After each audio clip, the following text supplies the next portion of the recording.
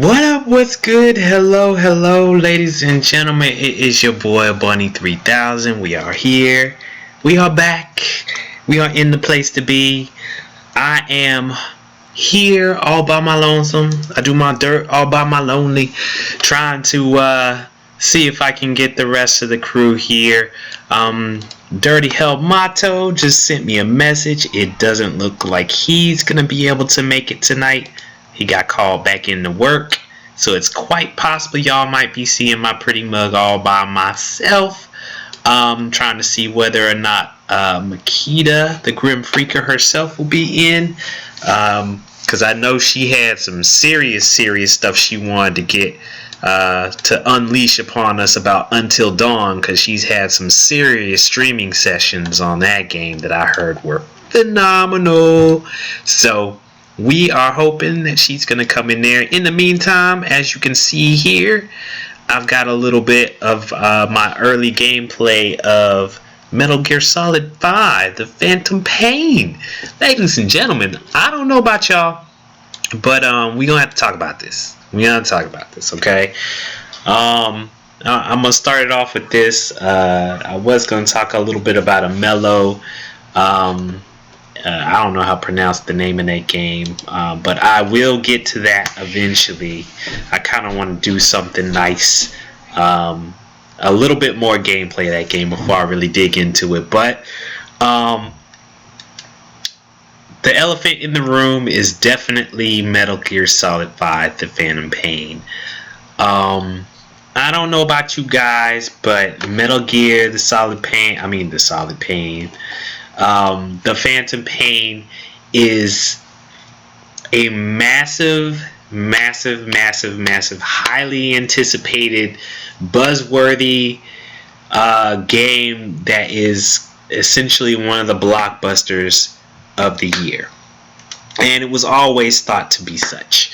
There was... Konami had this really big, I guess you could call it run-in or fiasco with Kojima-san, where they took his name off the box, and all of a sudden he's no longer part of Konami. All kinds of stuff going on with all the workers there. You guys should look it up. Look up some of the more recent articles on Google concerning Konami, and you will definitely see it. Hold on, set. Maybe that is the grimness herself. We will see. Let's see here. What did Makita say? Okay, she's gonna try to be here in a bit. She is on her way. Thicket Nation himself told me that he had to run into work, but if he can get away, he'll be on later. So we might pick up the Metal Gear Solid discussion with him later. But like I said before, because of how big the news was that had to deal with Kojima-san and their parting his parting ways with Konami and everything. It was, for a while there, people were kind of scared that it was going to delay this game even further or something, but this is definitely the swan song right here. I think it was maybe a week ago, maybe a couple of weeks ago. I think it was about a couple of weeks ago, because I've been playing around with this for like a week.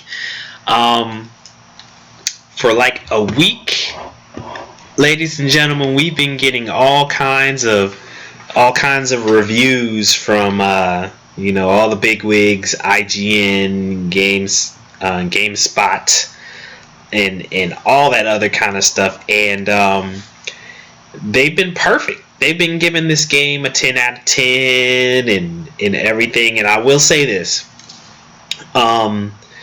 a part of me kind of misses the whole gaming precision crew, because I had a couple of guys that ran with me in that podcast by the name of Ivan Mashkoff and Kenny. What was his last name? His name was the name he goes by in his blog is called The Layman's Gamer. So check those two guys out, because I know they're foaming at the mouth to let everybody know what they think about this game, because they're big Metal Gear Solid fans. But I did, and you might have seen some of the other past broadcasts where I've talked a little bit about this. I kind of really wanted to get into this. I really did want this game before it came out, mainly because of all of the online multiplayer footage that I kept seeing in E3 and just online and everything. There's been a whole lot of footage from this game, and the thing that was getting me about this game was it really seemed like it was the perfect marriage of open world, stealth, and strategy. You know what I mean? Maybe even tactics. Of course, you basically are Big Boss, or AKA the Japanese Rambo. And, you know, I don't really want to give the story away, because honestly, I don't understand the story. I never have when it came to Metal Gear. But as you can see, my big boss right there, he's got some massive thighs, and he is dirty as all outdoors. I have yet to, you know, give him a bath as of yet. I think he just looks better with all that blood and stuff all over him. I mean, he's a warrior. That's what he does. He's an assassin. He does what he does, right? But this game, it sticks to the whole third-person view kind of perspective that we've all come to know and love from Metal Gear Solid. But the thing that gets me about it is the story. I have never been able to wrap my head around the story, and I'm probably maybe 7-8% through the game right now, and that's probably a good, I'd say at least 3 hours a day for the past maybe week at least. So, you know, maybe 20 to 24 hours into the game. And, you know, it's still hard to really, for me, to make heads or tails of the story. And in part, I don't particularly care. And I was very happy to see that the cutscenes that you have to sit through in some portions of this game aren't necessarily laborious. You know, they aren't like exhaustively long like they were in Metal Gear Solid 4. From my understanding, I watched Jason play Metal Gear 4 at times, and you know, that was a gorgeous game.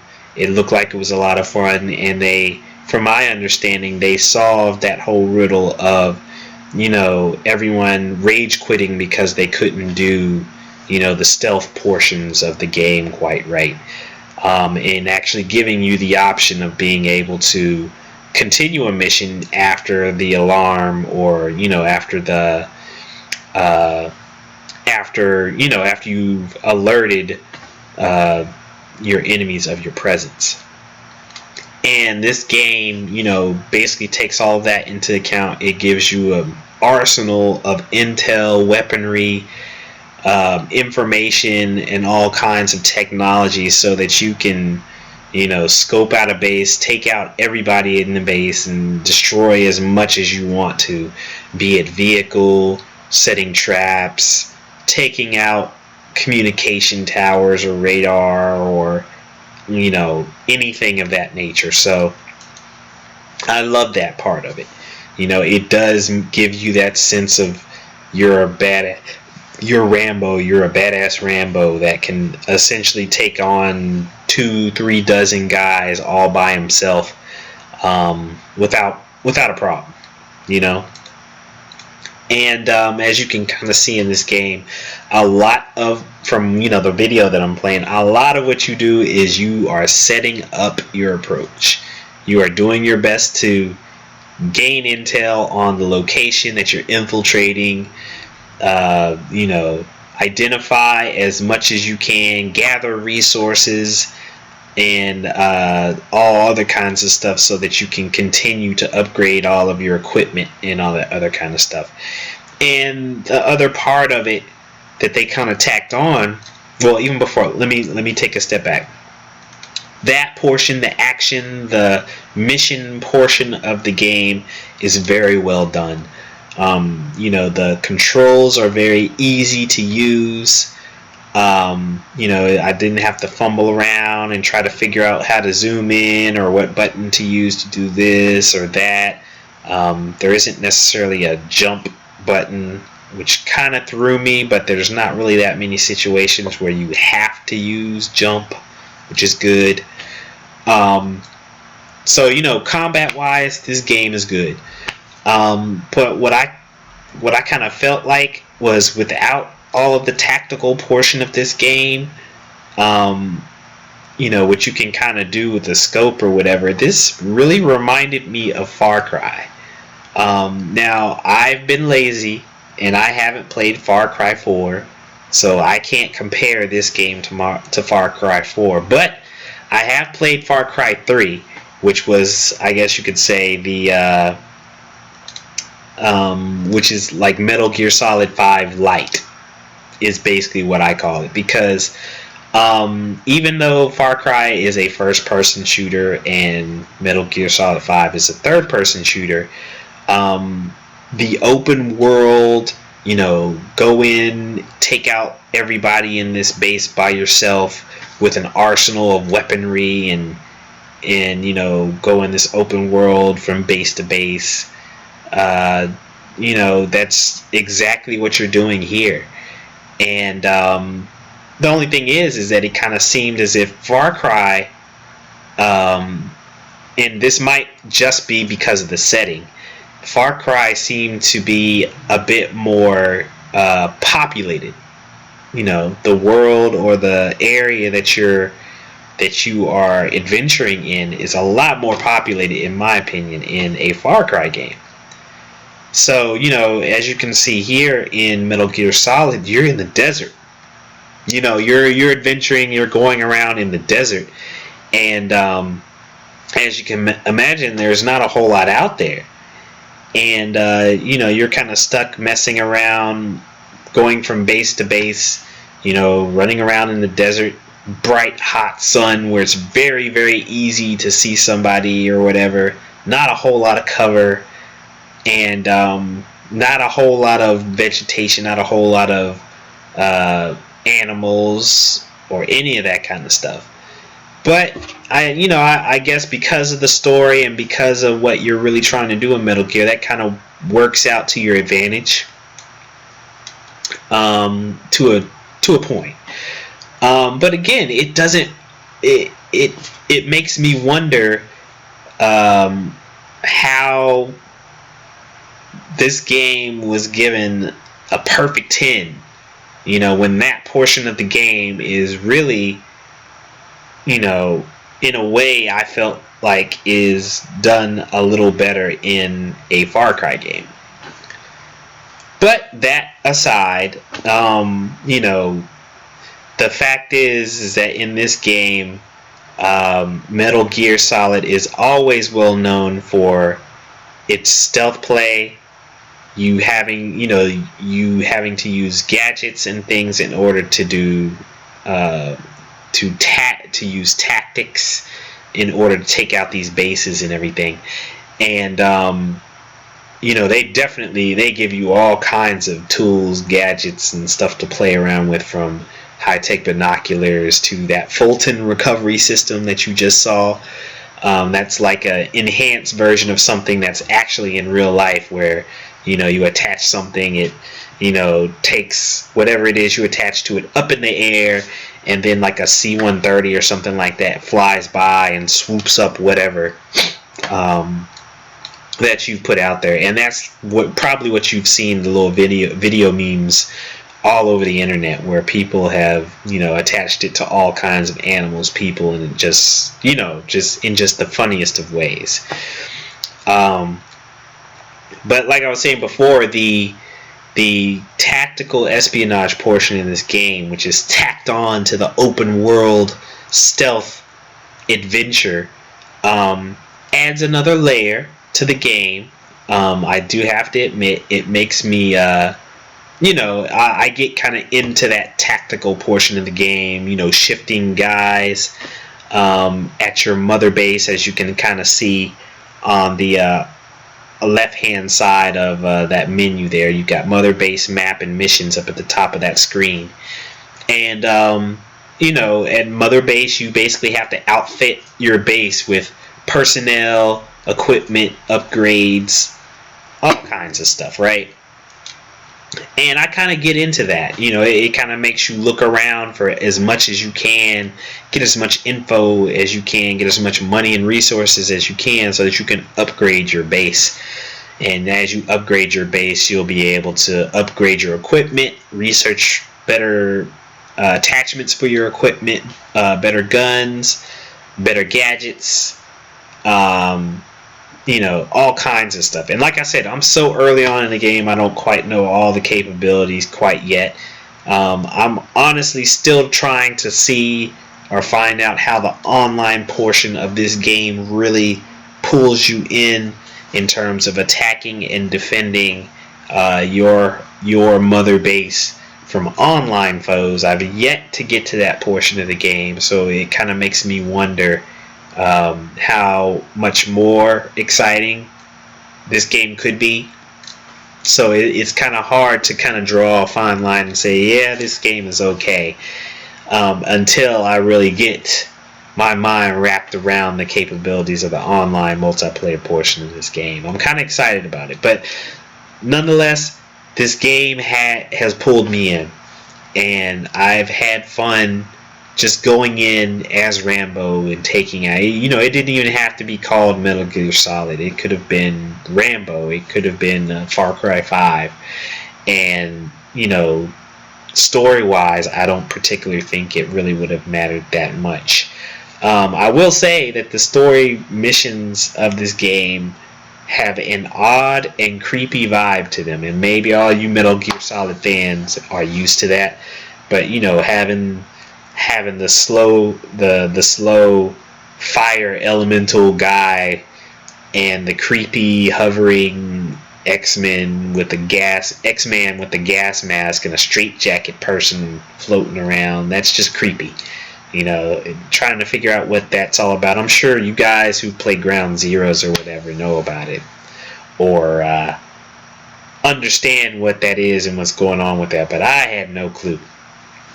I was lost, but it's whatever. I'm certain somebody will explain it to me eventually. But this is thankfully one of those games where you don't have to have all that background in order to play and enjoy the game. You can just enjoy the game for what it is, and you'll pick up all those bits and pieces as you go along, and that's what's made it fun for me. So I'll let this play out. You can see how poorly I do, as these soldiers keep finding me as I they keep finding me as I keep trying to sneak around, because I keep forgetting that somebody else might be around. Oh my god, hold on. Man, being a daddy is hard work. Whew, I'm sorry for that, yawn, ladies and gentlemen. But like I said before, Metal Gear Solid, you'll definitely see me stream this game more often, so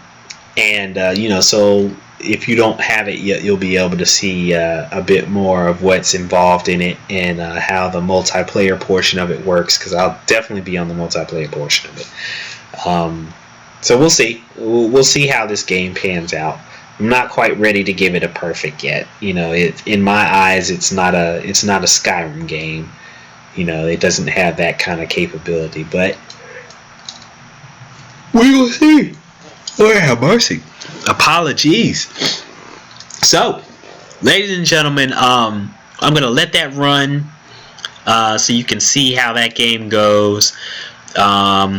I'm hoping maybe later on we can get Makita in here. She's been doing a lot of streaming of Until Dawn. You should go to her channel, her Twitch channel, The Grim Freaker. That's with P-H-R-E-A-K-E-R in terms of how you spell Freaker.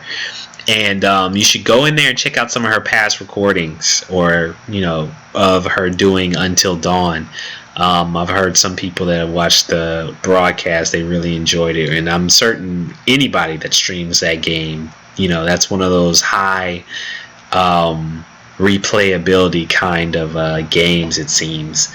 A lot of people have been talking and been giving it some really, really good reviews and having a lot of fun with it. So if you're into horror movies, it seems as if Until Dawn is one of those games that has quickly captured the hearts of horror fans and video game fans and everything that is kind of tied into that. So I'm going to kind of leave the games a little bit. Hopefully Jason and Makita will be back in here and able to join us.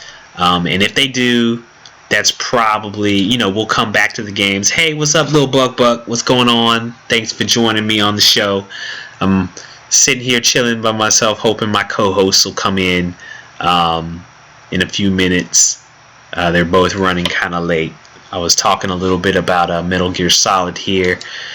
So I'll kind of leave the games a little bit unless other people come in and decide they want to chat about it. And I will go and talk a little bit about some of the more recent movies that I've seen. So just to let you guys in on that front. There has been, there's a couple of movies that have been in theaters not too long ago. If you guys have or have not seen them, one that I really wanted to see that actually turned out to be decent was Trainwreck. I love comedies, and Amy Schumer is absolutely hilarious in this movie, as is a few other people. Method Man's only in there for a second. I know he's in there. Bill Hader is in there. He's okay in this one. He's kind of toned down and plays a little bit more of a serious character in this game. Amy Schumer is just over the top, drunken mess, serial monogamous kind of person that, she doesn't mind getting into a relationship or relationships or whatever, as long as she's able to sleep around, I guess, is the kind of character that she plays. Is it's Trainwreck. That's kind of the whole concept around her character. And in part, she kind of learns that from her and her sister kind of learn that from her father, who is ill at the time, and she's a commitment phobe, she's a career woman, and she is a writer for a magazine, and ends up doing an interview with Bill Hader's character, who's a sports doctor. And it kind of, it's a romantic comedy, so it builds the comedy around the fact that she's a commitment phobe and that she hates sports, yet she's doing an interview with a sports doctor. And who is in? John Cena is hilarious in this. I was actually very, very impressed. He held down the whole comedy aspect of his character. For the ladies in there, he's got an almost butt naked scene in it. If you're into the big, huge wrestler, physique or whatever, he's pretty, he's almost all the way down to having a sock on his Johnson in one scene. So, the ladies who think John Cena is sexy, you will definitely love that portion of the movie. But he's hilarious in this. He does a great job. Also, LeBron James is in here as a good friend, or plays as a good friend of Bill Hader. And he does a decent job. He's not as funny as John Cena, but he holds his own as his character. You've got Colin Quinn as the dad. You've got what's her name? The sister. What is the sister's name? Is it Brie Larson? I think is her name. Brie Larson is her name. Is that her name? Yes, Brie Larson. She is the sister. I've liked everything that she's been in also. And also a really good character that's in this movie, Tilda Swinton. She plays the boss, and she is absolutely hilarious. You know, she's got all the little awkward moments and awkward role. You know, she provides all the awkwardness that basically Amy Schumer has to play off of in this movie. And if you don't know who Tilda Swinton is, let me see if I can show you guys a picture. Tilda Swinton, I will put that up. She was absolutely great in this movie. She's been in Chronicles of Narnia. She's been in Moonrise Kingdom. We Need to Talk About Kevin. The Grand Budapest Hotel. Let's see. Curious Case of Benjamin Button. Wow,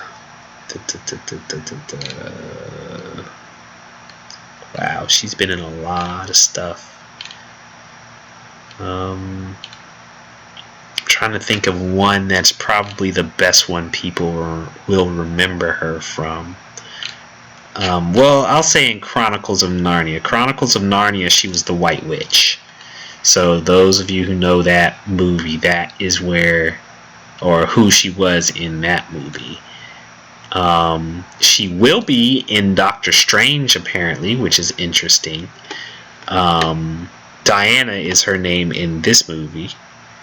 And let me put a picture of Tilda Swinton. She's hilarious. Well, yeah, she does a good job. She's hilarious in this movie. This is Tilda Swinton. So some of you might recognize her. And of course, let me just, because that's who we're talking about, I'll throw a picture of Amy Schumer in here. And I'll probably just put up the poster. The poster is probably a good one to put up. Amy Schumer is hilarious in this movie. She does a great job. And of course, IMDb doesn't let me do that. Let's see, Trainwreck movie. Pull up this picture.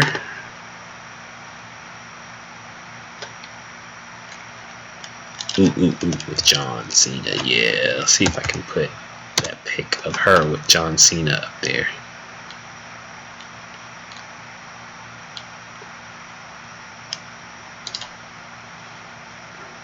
There we go. Save picture. There we go. Now we'll put it up here just so you can at least get a quick view of Amy Schumer and John Cena together in said movie. So yes, there's Amy Schumer. She is a great stand-up comedian, and she does a really good job in this movie. But I will say this: it turns out this is a decent romantic comedy. I definitely say it's above par when it comes to romantic comedies, but it didn't quite give me all of the laughs that I wanted, that I was hoping for in this movie. But it was enjoyable. It was worth going to see it in the theater, which is odd to say nowadays, but it was an enjoyable movie. So, great date movie. I will definitely say that. Saw that with my wife. She loved it. Another movie that I can't quite say that I'd give as glowing of a review as I would give Trainwreck is The Gift. And for those of you who don't know The Gift, it was built up as it's kind of even hard to say what it's built up as. It's supposed to be like a thriller. Okay. Let's see. I will put up the poster here. But it has Jason Bateman, Rebecca Hall, and Joel Edgerton as are the people that star in this movie. And in this poster that I'm about to put up, it has Joel Edgerton. And, the concept of this movie is Bateman and Rebecca Hall are both married, and Bateman basically gets a good job offer, and they move out to, I think it's San Francisco, somewhere out in the West Coast in California, right? So they're going around, they're buying furniture, and Bateman they both run into Joel Edgerton, who apparently is an old school buddy of Bateman's character. And but Bateman's character doesn't quite recognize him, and he just doesn't recognize the guy, but the guy recognizes him. And turns out that the guy, he just starts uncomfortably trying to be nice and hang around Bateman and his wife as they move in, and keeps leaving, as you see here in the poster, keeps leaving these gifts at their front door. It's like, hey, I'm a friend of yours from like ages ago, from like high school. I know you might be like 30 something now and you don't even remember my name, but yeah, you moved into my town. I'm gonna leave you a gift. One gift is probably good enough, right? You would think, for somebody that you aren't really that close to. Well, this guy keeps leaving gifts at the front door, with Bateman off at work and the wife at home every day for a spell, uncomfortably too often. You know what I mean? It makes it a little awkward, the amount of things and gifts that he gives to them. And the movie proceeds, and it keeps going on, and I don't want to quite give it away, but that awkward, hey, you didn't know me, you don't recognize me, but we are high school mates or whatever, a high school alumni or alumnus, whatever the word is.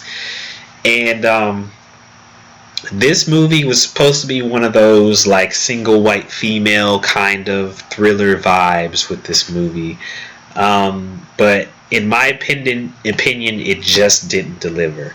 As most of these movies nowadays, most of these thriller movies that you see coming out nowadays, you're waiting for the twist, because thankfully most of the writers nowadays recognize that the person that they've used all the foreshadowing in the storyline to kind of say, that's the guy, this is the guy doing it, or this is the reason why he's doing it. Most of the time the people in the theater, they're going to get disinterested, they're going to say it's not good, they're not going to want to watch the rest of it if they can guess what the problem or the reason why or what's about to happen, in a thriller. Because in a thriller, the suspense is, you want the guy to get caught, or something to stop them before something happens, or you're just waiting for that one abominable action or thing that just makes you despise that guy and go, oh my gosh, that's horrific, to think that somebody would do something of that nature. So that's what you kept waiting for in the gift, and it never quite materialized. For me, it never quite materialized. Some might think the ending did that for them, but honestly, when it all boiled down to it, for myself, I told my wife, I was like, yo, look, The Gift, this thing it's going to be a Lifetime movie. I'm telling you right now. And she laughed. She was like, nah, Jason Bateman, I like him. This isn't going to be one of those. He wouldn't do something like that. But honestly, in my opinion, that's what it turned out to be. One of those deflate gate moments where you're just like, oh man, it wasn't worth the money. So I don't know.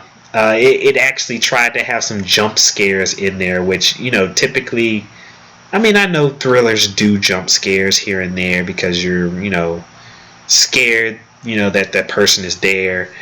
But I don't know. It's just one of those. It's one of those movies that you just, I don't know. I couldn't deal with it. So The Gift, I'd have to give it a thumbs down. I apologize, Jason Bateman. I love Jason Bateman, but The Gift, no, it's one of those free Netflix movies kind of deal. So I say stay away from The Gift. Stay away, far away. Boo, boo, boo, boo, boo. And also, I don't know if any of you guys remember, but there is something on nowadays called Fear the Walking Dead that is supposed to be kind of like a prequel to The Walking Dead. And so far, it's kind of slow. I love the Walking Dead show, the original show, as well as the comic book. And, on occasion throughout that show, you have little spells, a couple of episodes here and there where they're just building the characters. They're building the relationship between the characters. And I guess that's what they're trying to do right now with Fear the Walking Dead. They're building the characters. They're building the relationships between, the little blended family that they have. Let me see if I can get a nice little picture in here for you guys so that you can see the characters. For those of you who haven't watched it yet, Fear the Walking Dead, like I said, is a spin-off of the show that is already going on right now. Here is a look at the main cast. The main cast definitely is not as right now, at least, is not as big of an ensemble cast as you have in the regular Walking Dead show. So let's see, put them up here. Sorry, Phantom Pain. There they go. I like the diversity of the cast, though. I think that's pretty. I think it's cool the way they did this blended family. I know one of the ex of the boyfriend here is actually one of the ladies that is on one of my other favorite shows, Orange is the New Black. I'll try to see if I can get her name as well as the name of the cast that's here in front of us. So the characters that we have are cast. That says episodes. That's Seafood casting crew. Yes. Mercedes Mason. We have. No, those aren't the ones. Oh, I'm sorry. We have Cliff Curtis, which is the boyfriend that you see there. Hey, what's going on? Not Log Nut. Thanks for joining me, man. I'm talking a little bit about Fear the Walking Dead, just letting people know. The show is running. It wasn't on this past Sunday here in the States on AMC, but they are going to have the third episode come on this Sunday. Cliff Curtis is the boyfriend. I think her name is Kim Dickens. Is playing Madison Clark. No, not Game of Thrones. This is not the cast of Game of Thrones. This is Fear the Walking Dead. And Frank Delane, who's actually doing a really, really, really good job as the son, I guess you could say crackhead son, Nick Clark. And Alicia Debham Carey is Alicia Clark, who is the sister that's sitting on top of the truck there. So far, it's interesting. They've had a lot of really, they've had a lot of characters here.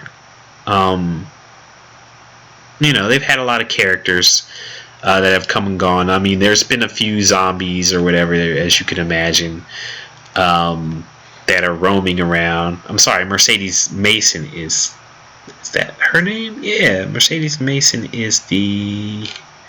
Who is her character? I don't know. But let's see. Elizabeth Rodriguez, is that the lady? Let's see. The one who is on Orange is the New Black. Let's see. Man, what is her name? Because it's gonna bother me, because I'm glad they cast her in this, because I know, fans of Orange is the New Black, they all got open when they saw her on the show also. Yes, well, yeah, you should try it, not Lognut. At the very least, you should try checking out the comic book. The comic book of The Walking Dead is, in my opinion, it's a lot better than the TV series. But the TV series does a great job of taking and adapting the actual graphic novel, adding characters to the storyline in the graphic novel, and then also expanding on it. So a lot of the events that happen in the graphic novel, most of the major ones happen.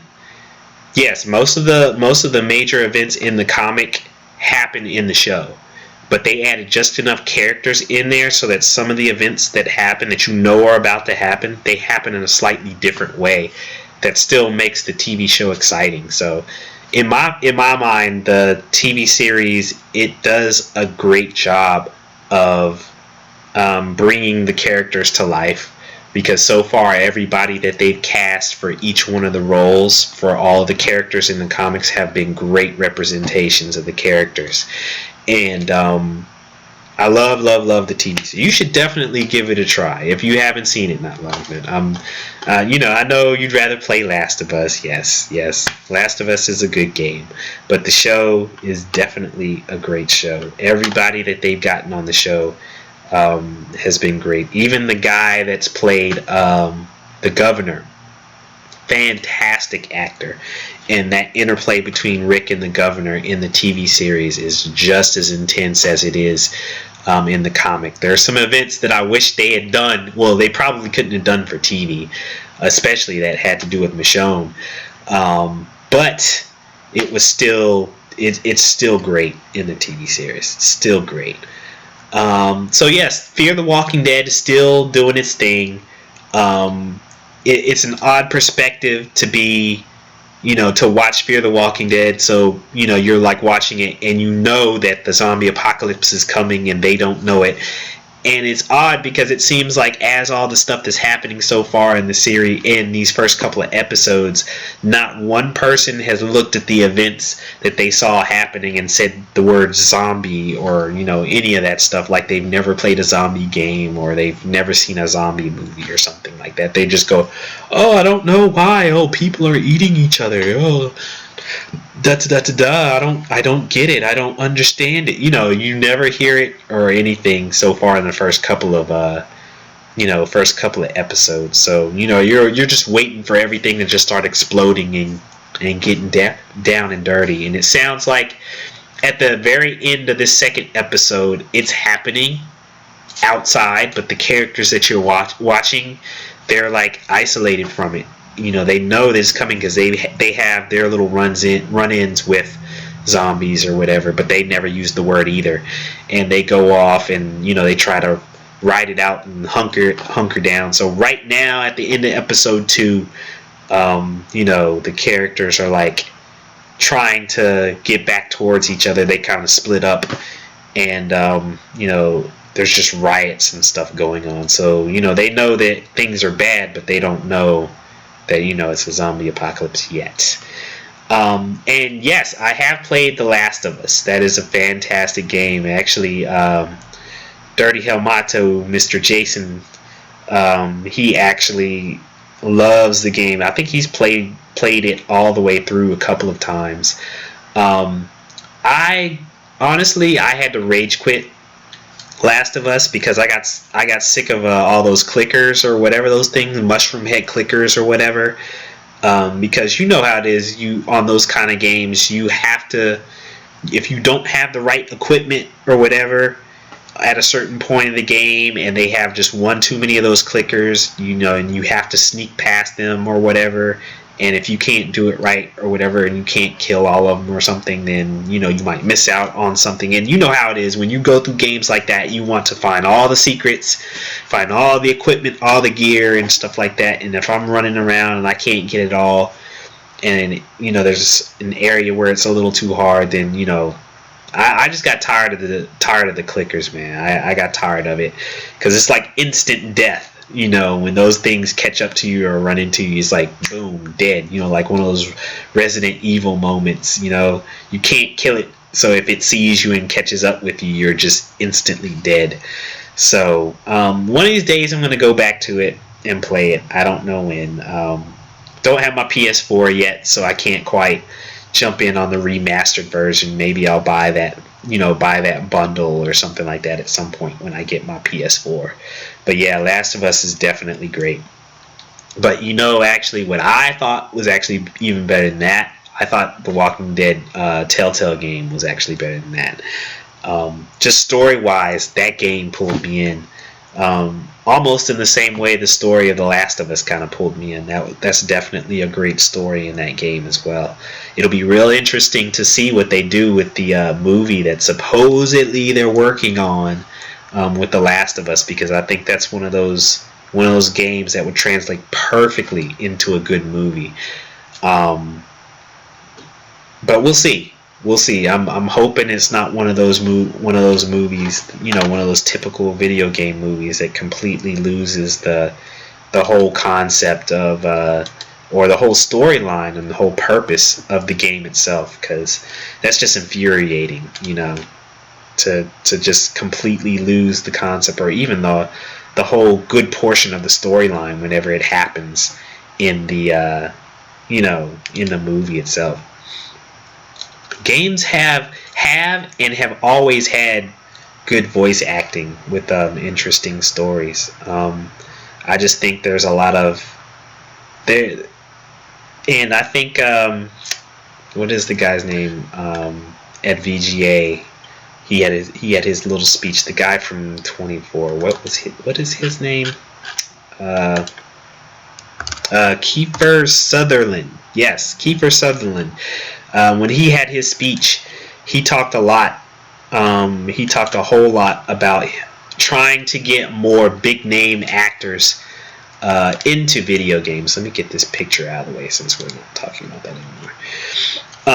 Trying to get more big name actors to recognize the value of video games and using their acting talents, you know, as voice acting. Because I mean, a lot of them already do it for like animation films.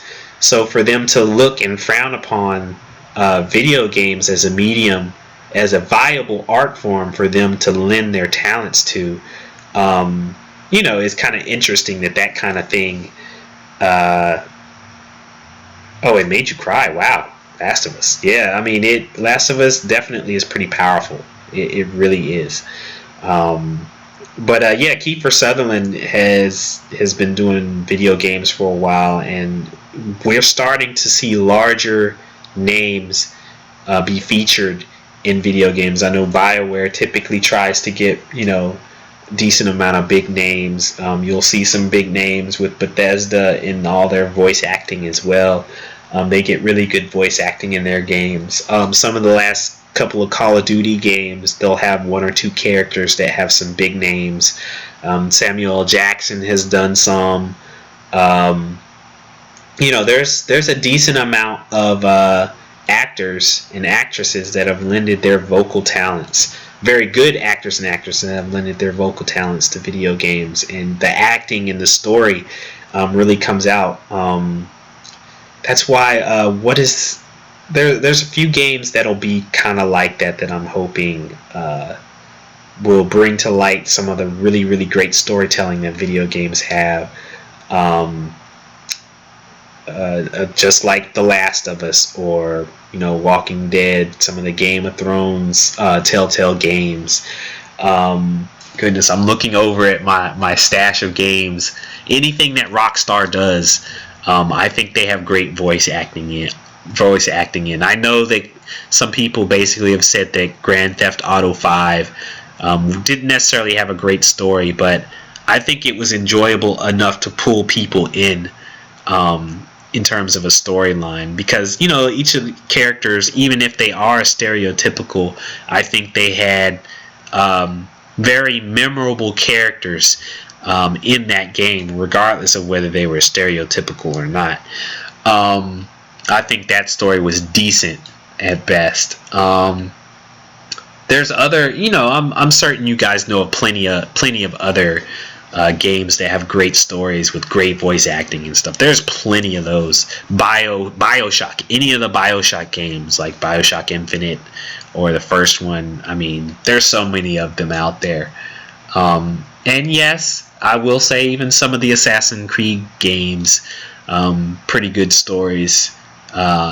Dragon Age, those have some really good stories with lots of great characters to get involved in and interact with.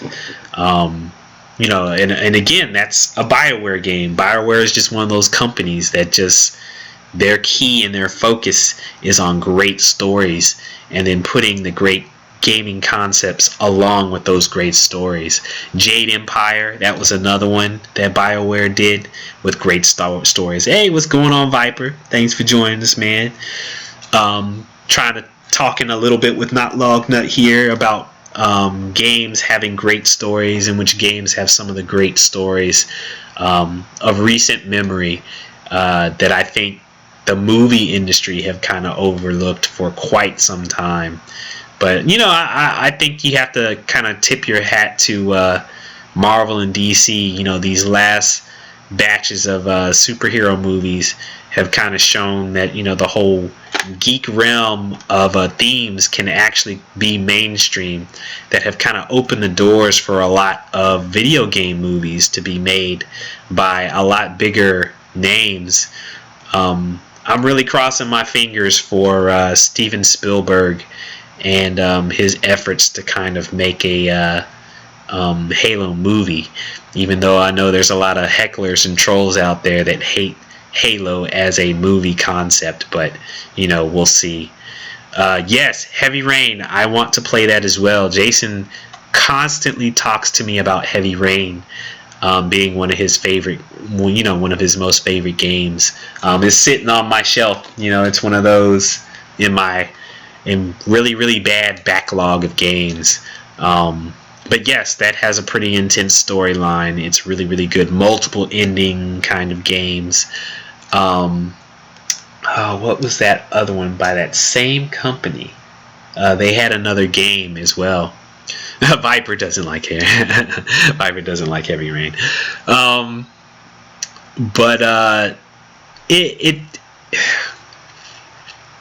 it's one of those games. It's one of those. Yes, Beyond Two Souls. Thank you, Not Lognut. That one. I played that. The story kind of lost me though. The game is gorgeous. The concept is interesting, but me personally, I couldn't get into the storyline. It's definitely a complex story. It's definitely different.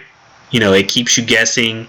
It's got Ellen Page in there as the main character and everything, so the acting in it is really good. There's a lot of characters, a lot of interaction.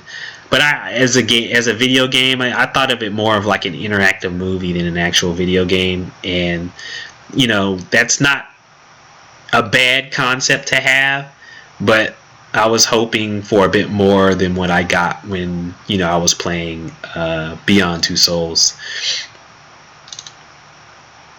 Oh, I'm sorry. Viper does like Heavy Rain. I'm sorry about that. Yes, the God of War series.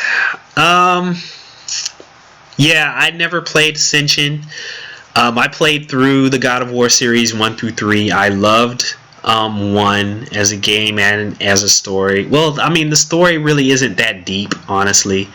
Lots of fun though. But in terms of like a story, I mean, I think there were some people that actually, once they broke down the bare essentials of what the story was, it was kind of like one of those colonization kind of movies. Let's move in and exterminate everything that's there kind of deals. Yeah, Viper is so misunderstood. Yes, and I'm still on Xbox One. Actually, the footage that you see here on Metal Gear Solid 5 is from an Xbox One. It looks really good. I have no qualms, no problems with it. So, but yeah, there's plenty of games, us as gamers that we look at. No Sony Pony here. yeah. No Sony Pony. No, none at all.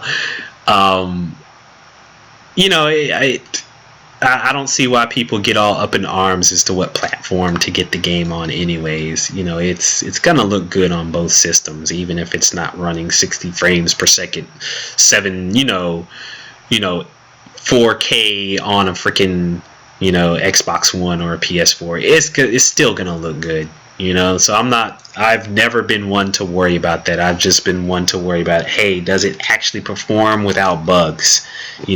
That's basically all I'm worried about. If I can play something like The Escapists, little 8-bit graphics or something like that, and enjoy it, I think I can enjoy a game that isn't quite 60 frames per second HD quality. That doesn't float my boat when it comes to a game. It's got to have the whole concepts and everything. What I thought of which game? Metal Gear Solid. I've got to reserve. I've got to wait before I give a rating of Metal Gear Solid, because I haven't quite opened up all the capabilities of the game yet. But I will tell you that it has me addicted. I definitely love Metal Gear Solid right now.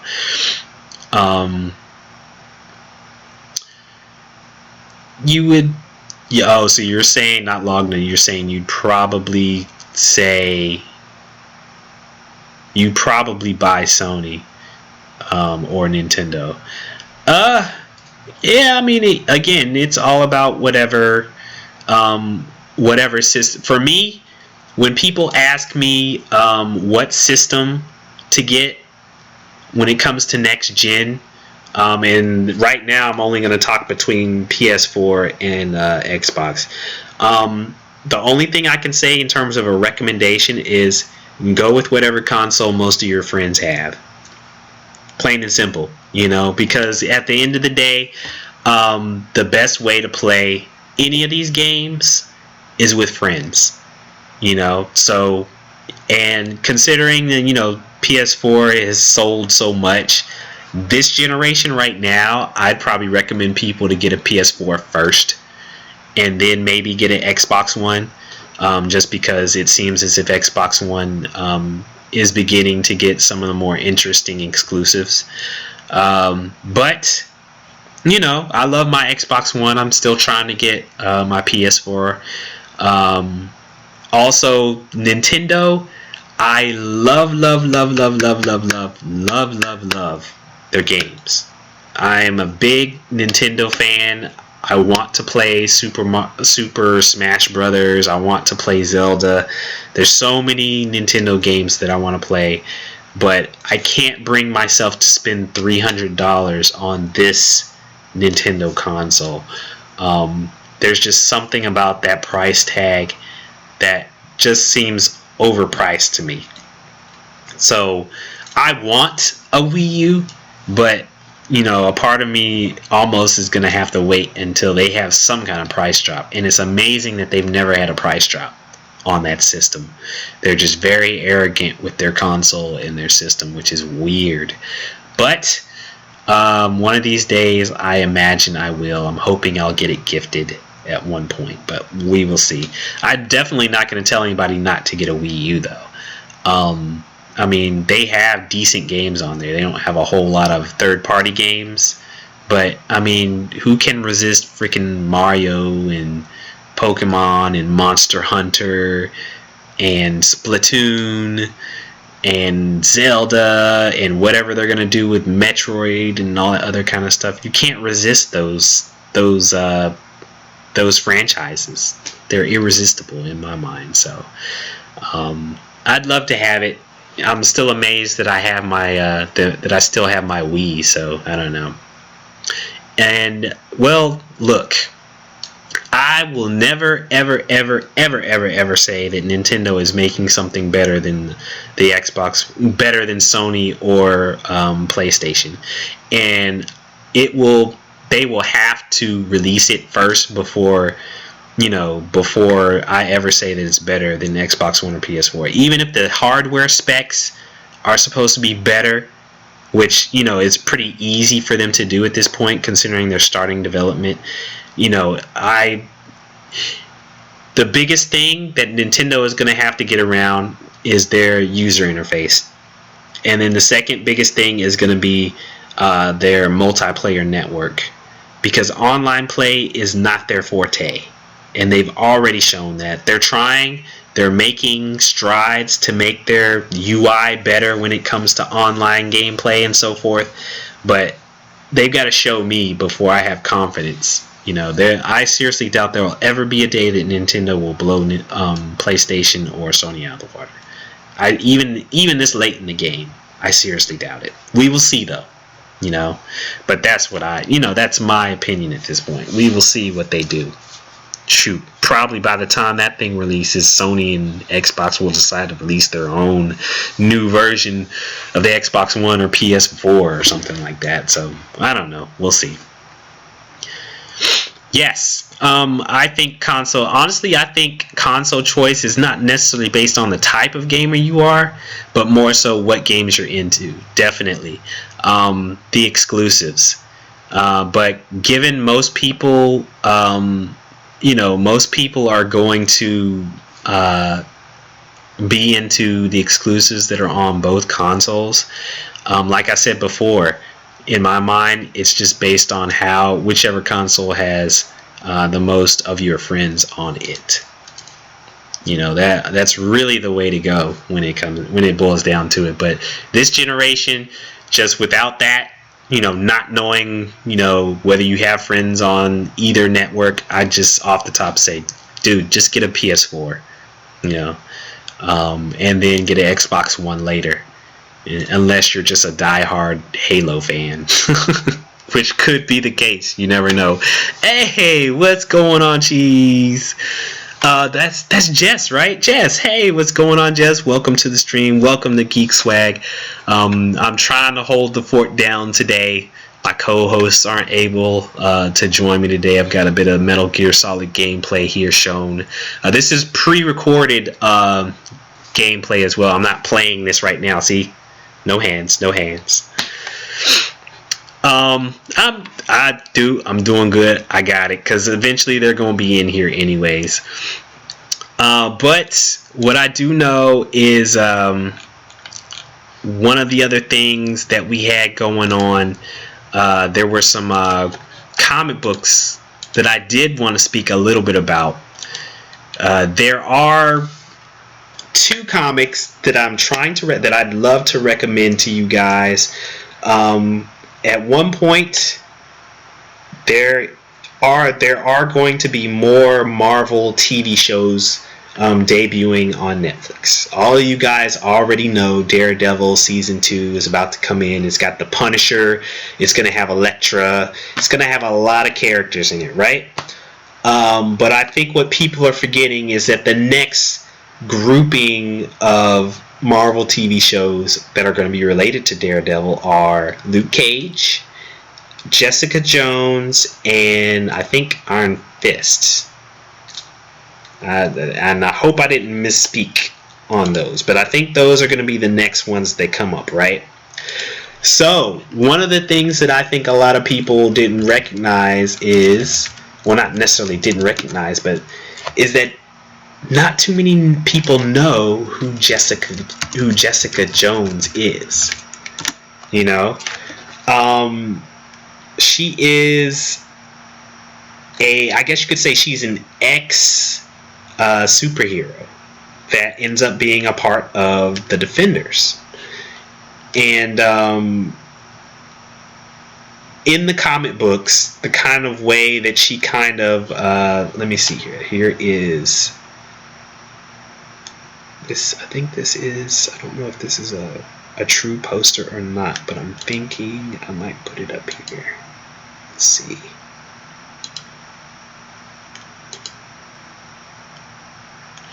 And you don't shoot me on this one, because this is one that I picked up off the net, because this has a picture of the actual actress that will be on the show. Let's see if I can put it up here real quick. Jessica Jones on Netflix. Here she goes. But yes, Jessica Jones, in the comics, she's kind of a detective, an ex-superhero, if you will, where she basically took her costume, hung it up, and said, I'm not going to act as a superhero anymore. The comic book that I guess you would say that she is in, when she first, when she first debuts in the comic book in Marvel Comics, is actually a comic called Alias, you know. And in this comic, she is a private eye, I guess you would say. And what she does is she takes little cases, most of the time, that have to do with superheroes. So Brian Michael Bendis, one of the infamous writer of the new show that's on PS Now called Powers, that's also based on a comic book. He wrote a great series of Marvel's Max series called Alias, like I said before. Here is, let's see if I can get a good picture here. And it's kind of weird, when I started reading this comic, the way that the artwork in this book is done is very similar to some of the old Daredevil comic books that Brian Michael Bendis did back in the day. And it's very off base, very artsy, I guess you would say, the way the comic, or at least the covers anyways. Let me put it right here. So that is the lady, and I'll look up the name of the actress that will be playing her. But here's one of the comments. So this is kind of the art style. This is the first issue here that you'll see occasionally through the comic book, because the art style kind of changes at time, which is very, very, very interesting. But let's see, what is this girl's name? That is gonna get me now. Kristen Ritter is going to be that's the name of the girl that's there, that's in the TV series now. Kristen Ritter, you may know her from Breaking Bad. She was also in the comedy series on ABC called Don't Trust the Bee in Apartment 23. She was in other shows like Veronica Mars. She was in Gravity, Confessions of a Shopaholic, 27 Dresses. So she's been in a good amount of big movies here and there. But yes, that is it's gonna be an interesting show, because if you haven't really seen, if you've seen Daredevil, like I said before, they're setting up for the Defenders, which was a group in Hell's Kitchen of New York City that, they kind of did superhero private eye kind of missions also, right? So the Defenders, like I said before, will be Daredevil, Jessica Jones, Luke Cage, and what was the last one? Goodness, I just forgot. Daredevil, Luke Cage, Jessica Jones, and Iron Fist, right? And each one of those characters are going to get their own TV series, and I don't know how many seasons for each one, but after they finish it, they're going to bring them all together as the Defenders, and I'll bring that picture up also because I love the artwork for this picture. This is great. Phantasmagora. But Jessica Jones ends up being like she has like a little fling actually with Luke Cage, and she can fly, but she doesn't like to fly because she doesn't know how to land or something like that. She has like superhuman strength. So she has had run-ins with the Avengers at times, but she's also good friends with Captain Marvel. So it'll be interesting. I was very interested in her character and trying to figure out how Jessica Jones was going to fit into this whole Marvel universe with characters that we already know. Because if you talk about Avengers, most of us already know Luke Cage, which is there on the left.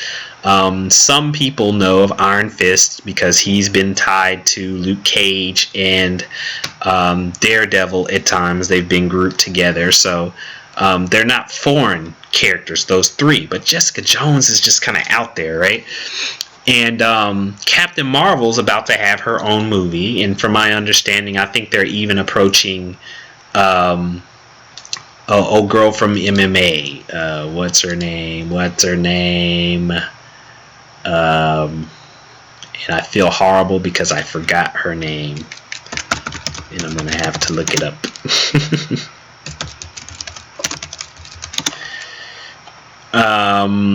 Goodness. Ronda Rousey. Goodness, I feel horrible that I forgot it. But Ronda Rousey, I think, is being tapped on the shoulder for Captain Marvel, which I think will be interesting because she hasn't really done a whole lot of movie roles, much less the actual star of an entire movie. You know what I mean?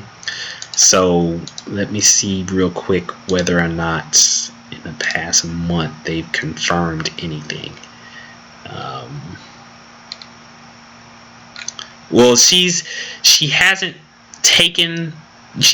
been confirmed as the role, but she has said that she wants to play the role. I don't know who they've talked about in terms of who they've tapped that will be the role, but we will see. We will definitely see who ends up taking the role.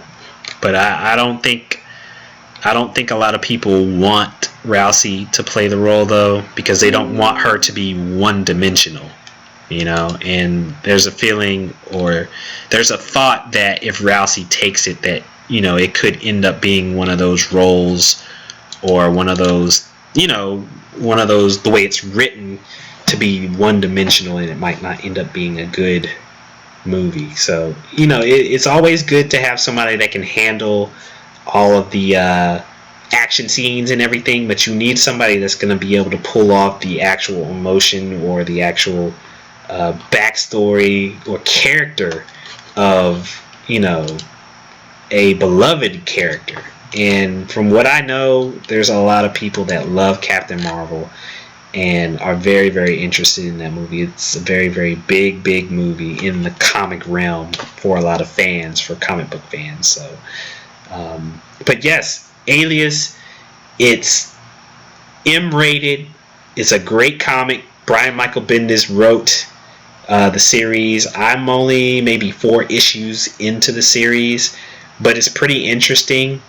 especially for the mere fact that he loves to write like private eye detective kind of stories. You know, all of his Daredevil issues were just like that. Alias is like that. Powers is like that. You know, detective or private eye kind of storylines, where you're solving mysteries, only they have to do with superheroes. So, you know, we can already see the common theme that Brian Michael Bendis basically has with most of his writing. Even though it's great, that's basically the route that he typically takes. But one of the other things that I did kind of want to touch on, I've got a feeling the rest of my co-hosts aren't going to be here before I leave, is Fallout Shelter. I don't know if you guys have been playing this, but Fallout Shelter is an awesome little mobile game that I unfortunately have been addicted to. Let me see if I can get you guys a good picture of what what my shelter looks like at the moment. See if I can get you guys a good picture here on my phone. Let me get you out of the way. Let me make this a little bit bigger. Let me do this. Let me boop and move this up. Okay. Let me see if I can get you guys a good picture.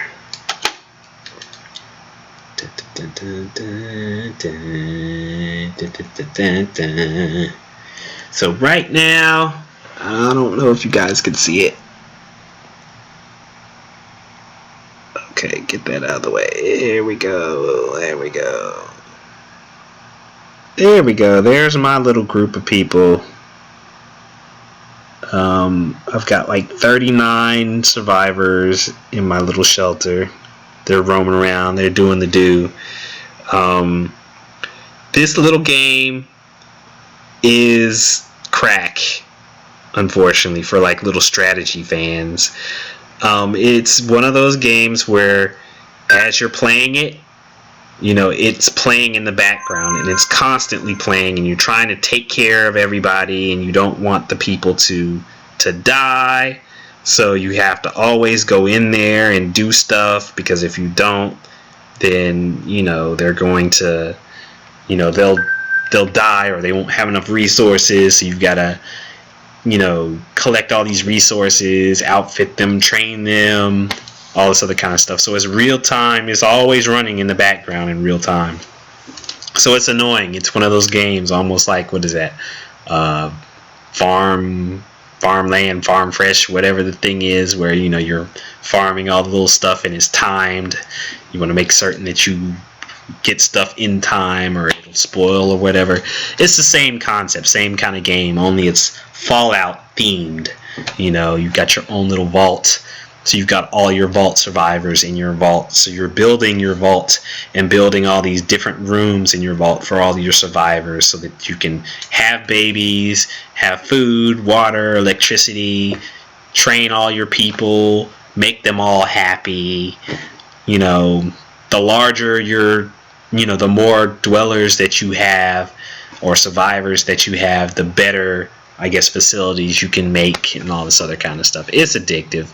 It's still a lot of fun, but it's a part of me wishes that I didn't jump into it. You know, it's just one of those games that it'll just suck you in. Oh my gosh, it's horrible. But ladies and gentlemen, that's probably going to be all we can handle today. I wish I could have gotten in the rest of the crew in here. But I will next week. I know they're chomping at the bit to talk about Until Dawn, even Metal Gear Solid 5 and everything. They're definitely going to be ready to check that out, or chat with us about that. Maybe next week. So definitely keep your eyes on the Grim Freakers Twitch channel, and that's the Grim Freaker with PH, not F, for the Freaker portion of it. Follow her on Twitch. so that you can, catch and subscribe to her so you can catch whenever she starts streaming. I don't think she has like a regular schedule, so it's whenever she gets the time to be able to jump on and do that kind of a thing. Also, I know Dirty Helmet, he just got back from vacation, so he may be streaming a bit. He also got Metal Gear Solid, so he might be streaming that pretty soon.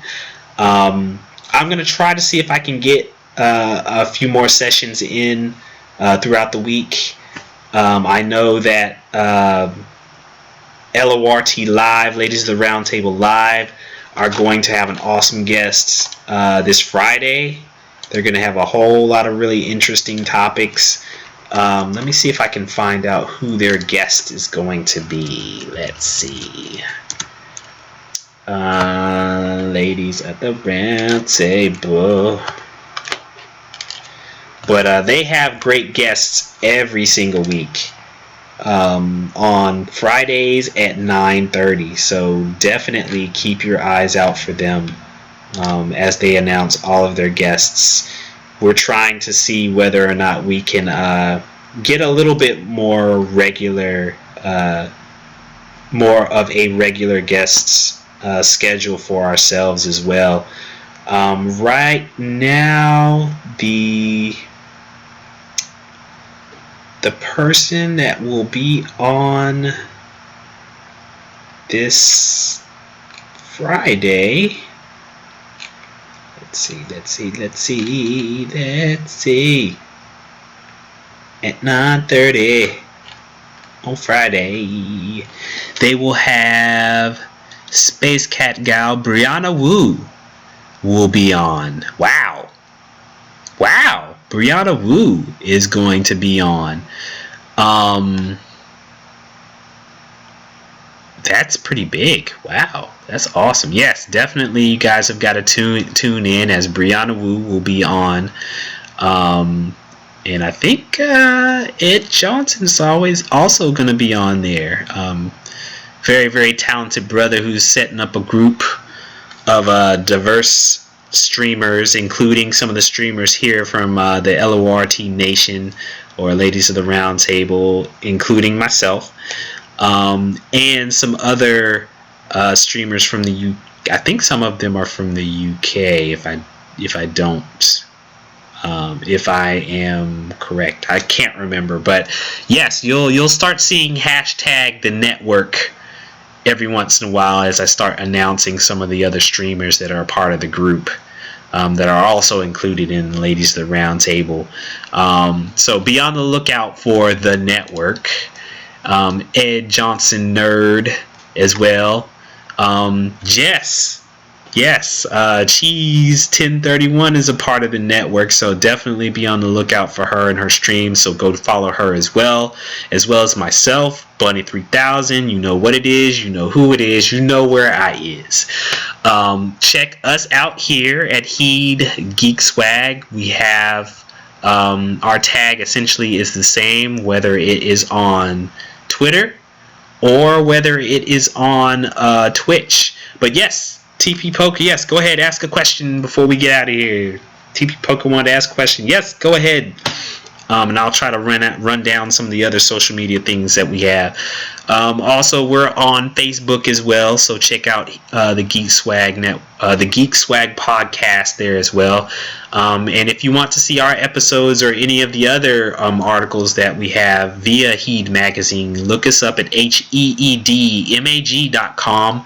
And check over on the top where it says Geeks, and you'll see all the links to all the past broadcasts and articles and shows and interviews, including the awesome interview that I did with Greg Topo last week. He is the writer of a fantastic book called The Game Believes: How Digital Play Can Make Your Kids Smarter. He is the education writer for the newspaper USA Today. I'm sure you guys have heard of it. It was a fantastic interview. He was a fantastic guest, and his book is great. Even if you're a gamer, even if you're not a parent or not an educator or whatever, you should definitely check out this book. It reveals a lot about the benefits of playing video games and how teachers have been using everything from Minecraft to World of Warcraft to actual educational games to teach any and everything from civics to algebra to English to reading to literacy, all kinds of topics. It's amazing what some of these teachers are doing with video games and teaching kids and children today using that. Also, Mr. Poker said, oh yes, thank you for saying we awesome. For 100, this is the question. For 135,000 in no jail time or legal consequences, would you punch Betty White in the face absolutely as hard as you can? For $135,000? No, I wouldn't. I just couldn't do that. I wouldn't be able to live with myself being able to punch any woman in the face as hard as I can. Just couldn't do it. Geek Fuel. How do we enter Geek Fuel? Oh goodness, you know what? I should ask Shrivasta.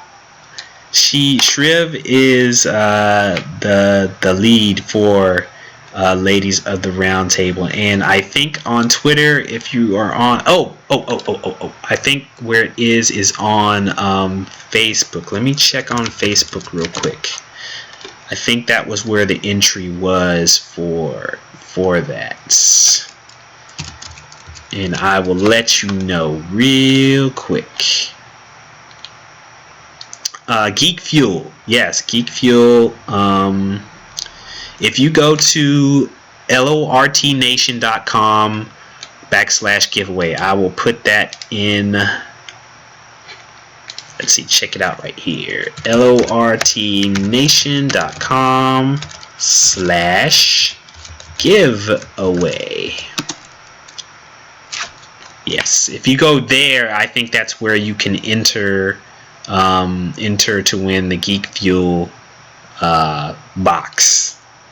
So yes, but yes, once again, before I go, Brianna Wu, LORT live this Friday at 9:30, which is September the 11th. Check out the ladies there. Thank you everybody in the chat room for being on with me and making sure that I wasn't lonely. I'm definitely going to stay on the grind and continue to get some awesome interviews and some other awesome people. I'm actually even going to try to get some other streamers that are maybe part of the network. I'm trying to get some of the larger streamers in on the gig and get them interviewed or whatever, but we'll see who I can pull in. So definitely keep it locked right here. We are here every Wednesday at 9 p.m. We are the Geekswagg crew. I'm your boy Bunny 3000. I love you guys. Thank you guys for being here and for helping me out and for supporting us and supporting me. So stay with us. We've got some great things coming. But until then, deuces, people.